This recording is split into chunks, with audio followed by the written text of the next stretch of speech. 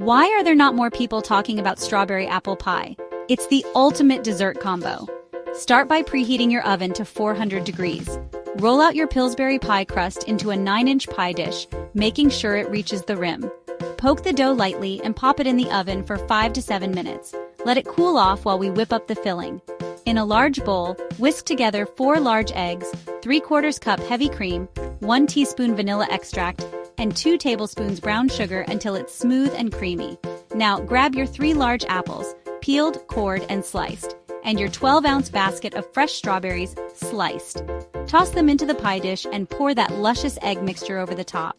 Cover the edges of your crust with a pie shell shield or some aluminum foil to keep it from burning. Lower your oven temperature to 375 degrees and bake for 40 to 50 minutes until the top is golden brown and the middle is set. And there you have it, the perfect strawberry apple pie that's as delicious as it smells. Enjoy!